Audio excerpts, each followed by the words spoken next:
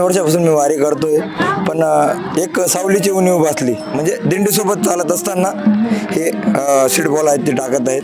म्हणजे हे असे की आपण 1000 सीड बॉल टाकू, 10,000 टाकू, 10,000 मधून 100 जरी उगले ना तरी आमची वारी सफल संपूर्ण आहे. झाडं लावणं ही काळाची खरंच गरज आहे. आम्ही झाडं लावित असताना ना आजूबाजूचे असे वारकरी बघत आहेत तर विचारतात, बाबा काय करतो तू? तो उत्साहाने त्यांना सांगावं लागतं, काय नाही माऊली, तुमच्यासाठी झाडं लावतो. श्री संत ज्ञानेश्वर महाराज यांचा आषाढी वारी पालखी सोहळा सुरू आहे. माऊलींच्या पालखी सोहळ्यातील पुरंदवडे या ठिकाणी पहिलं गोल रिंगण पार पडलेलं आहे. या गोल रिंगणाच्या ठिकाणी आपल्याला एक असे वारकरी तरुण भेटलेले आहेत की ते वारी करत आहेत, आळंदी ते पंढरपूर वारी करत आहेत. विठ्ठलाचं नाम घेत ते पंढरपूरला पोहोचत आहेत. मात्र वारी करत भजन करत असताना ते झाडे जगवण्यासाठी एक त्यांनी संकल्पना राबवत आहेत. मागच्या वर्षीपासून त्यांची ही संकल्पना आहे. ही काय संकल्पना आहे हे आपण त्यांच्याकडून जाणून घेऊया.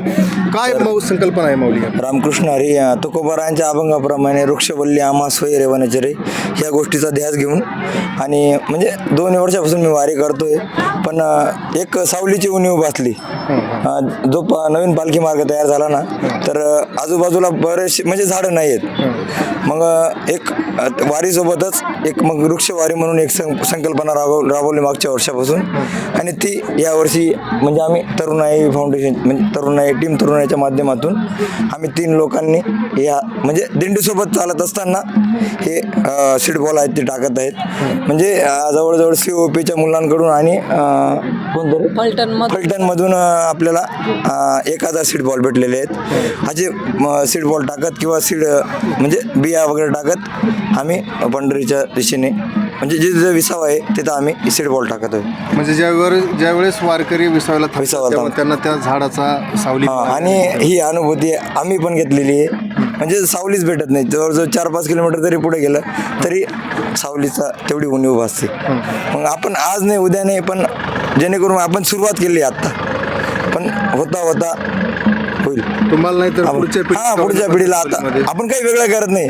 वारीसोबत काहीतरी एक जिथं विसावा असतो तिथं आमचा विसावा. मागच्या वर्षी पण टाकले म्हणतात, तर त्याचे काही झाडं वगैरे उगवलेले दिसले का आपल्याला या वारी?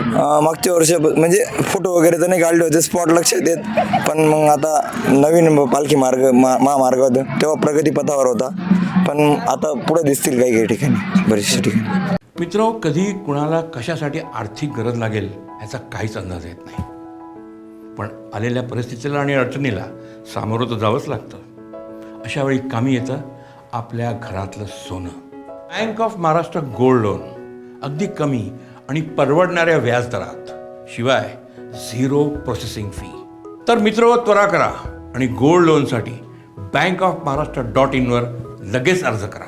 Bank of Maharashtra. म्हणजे हे असे की आपण 1000 सीड बॉल टाकू, 10,000 टाकू, 10,000 मधून 100 जरी उगले ना तरी आमची वारी सफल संपूर्ण आहे. एवढंच. का वाटलं हे करावं असं? एकंदरीत माझं तरी या पालखीचा पहिला प्रवास आहे आणि हे करावं असं वाटतंय, कारण झाडं लावणं ही काळाची खरंच गरज आहे. आणि त्यामध्ये एक टीम तरुणाई आणि शुभम सर यांनी म्हणजे 1 वर्षापासून हा प्रोजेक्ट राबवला. खरंच मज्जा येते, कारण आम्ही झाडं लावित असताना ना आजूबाजूचे असे वारकरी बघत आहेत तर विचारतात, बाबा काय करतो तू? तो उत्साहाने त्यांना सांगावं लागतं, काय नाही माऊली, तुमच्यासाठी झाडं लावतो. अरे वा वा वा वा, चांगलं काम करतात. असे त्यांच्याकडून आम्हाला चांगले रिस्पॉन्स पण भेटतात. आता झाडं लावलं तुम्हाला तर सावली मिळणार नाही, मग असं कसं काय आम्हाला नाही मिळणार? आता आम्ही झाडं लावलेत, 1च वर्ष थोडं वारीचं आहे.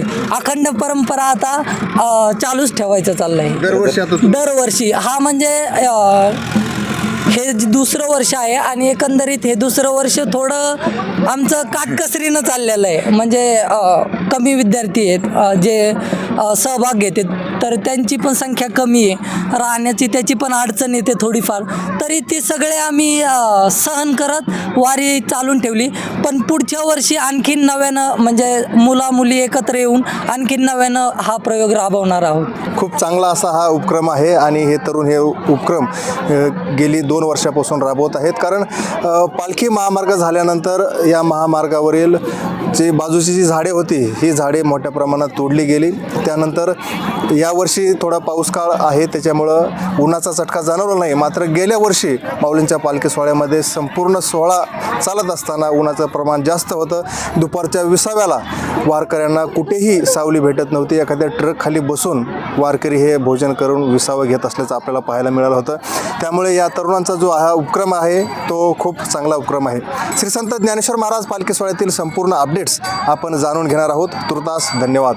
प्रीतम पुरोहितसह ज्ञानेश्वर फड, डिजिटल प्रभात, पुरंदवडे, माळशिरस.